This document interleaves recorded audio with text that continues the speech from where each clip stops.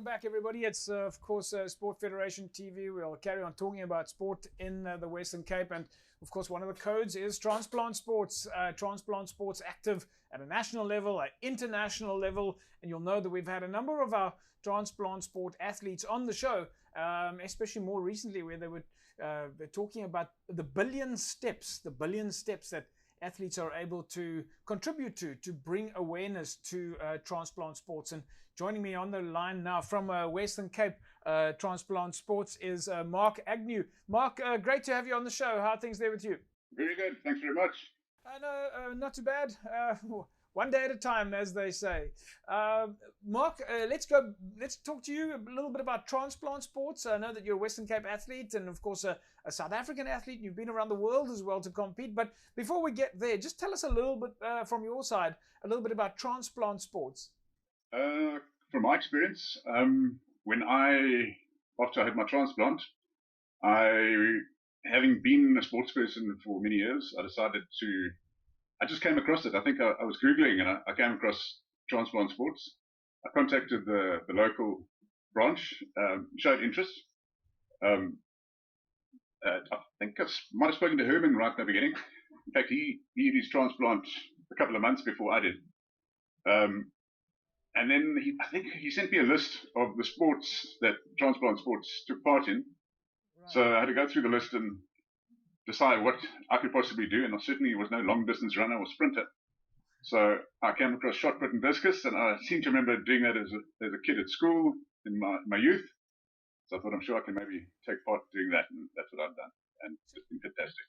So you had a transplant, which is of course a life-changing experience. What made you decide that you needed to take up some sort of sports activity? Well, so I'd always been very active in sport. I played rugby until I was 45.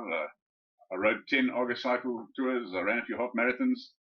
And I got back into gym pretty soon, well, as soon as I could after my transplant. I think it was probably easy starting at about 2 months after transplant. And then I'm not sure how I came across it, but I did. And it's been very enjoyable. Now, Mark, you've obviously then chosen call it track and field, if we call it track and field, shot put and discus, and transplant sports has taken you around the world. Yes. The first one was to Argentina, Mar del Plata. It was a wonderful experience getting to meet various athletes from all over the world. Everybody's been through drama at some point. And partaking, and besides that, the camaraderie in the team was wonderful. Great experience. Following that, I went 2 years later to Malaga in Spain.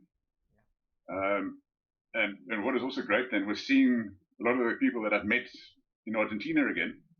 So you build up friendships with these different sportsmen and ladies.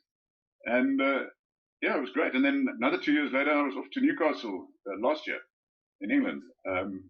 Again, seeing the same people and the team camaraderie, it was wonderful. How do you guys train? I mean, you're obviously, as transplant sports, you're dependent on sport clubs of the other codes. Yeah. Well, in my case, taking part in shot put and discus, I found a coach at the Belleville Club, Zane Lamara, and he's given me quite a lot of coaching. I'm still very much a work in progress. Even though I have collected medals, I think I can do a lot better. And with the COVID thing, it's put things on hold a bit this year. But I'm getting back to gym and starting to get out there and start throwing the shot put and discus again, getting a bit my rustiness out, and here we go again. And from a transplant sports, call it team perspective, do you guys engage with each other? Do you have an opportunity to dialogue? Nowadays everybody's having a Zoom session or a WhatsApp session. Yeah.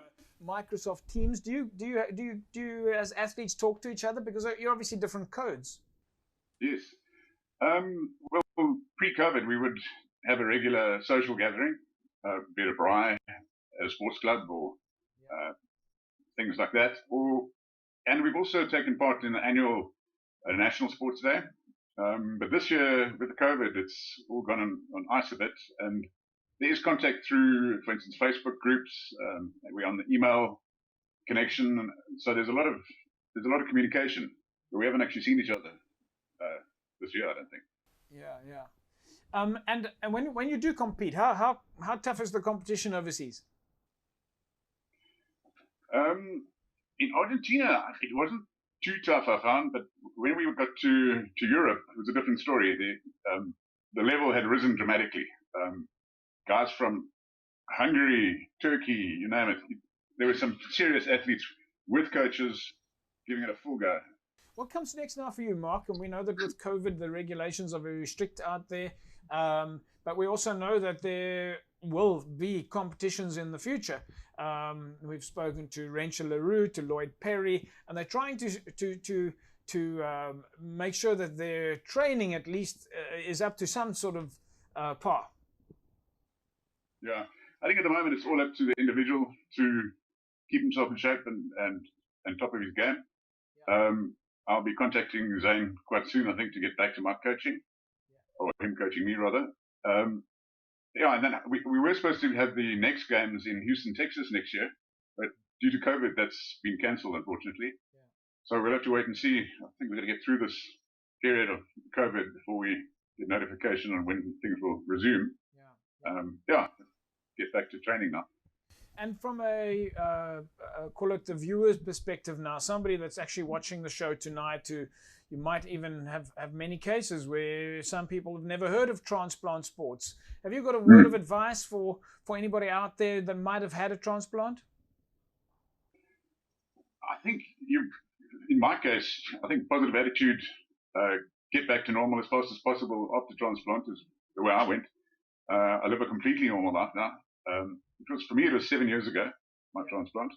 And my life, I've got to keep reminding myself that what I went through, but in the current situation, I'm living an absolutely normal life. And I would never use a transplant, for instance, as an excuse for anything.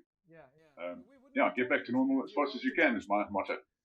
We wouldn't be talking to you if you weren't a transplant sport athlete. I mean, you obviously... No. I mean, you guys would obviously recommend anyone out there that's had a transplant to join, if they wanted to do sport like yourself, to join Western Cape Transplant Sports. Absolutely. I think it's also difficult, even though there's a lot of publicity, still a lot of people don't know about it. So a program like you putting together obviously is a big help. A lot of people are unaware of it. But yeah, it's a wonderful experience. I suggest whoever's been through it joins us. Yeah. Mark, then I think we'll leave it at that. We'll obviously say to you, thanks for joining us, and remember to stay safe out there, practice all the health and safety protocols, and give all the athletes our best. And we can't wait to get back to some sort of level of normality, and hopefully a lot of people that are watching this the show right now will go and visit that website and sign up. Yeah, we need more athletes to join up, so especially younger athletes. So we look forward to meeting them. Thanks, Mark. We look forward to that. We'll chat to you again soon. Thanks very much. Have a good day. Cheers. There we go, folks. Mark Agnew, Western Cape transplant sports athlete. And as you heard, we said, reach out to Western Cape Transplant Sports. They've got a global organization that has got a lot of support structures and, of course, are active, very active and competing on an international level. Just go visit the website, www.westerncapetransplantsports.co.za. Folks, we'll take an ad break. When we come back from break, we carry on talking about sport in the Western Cape.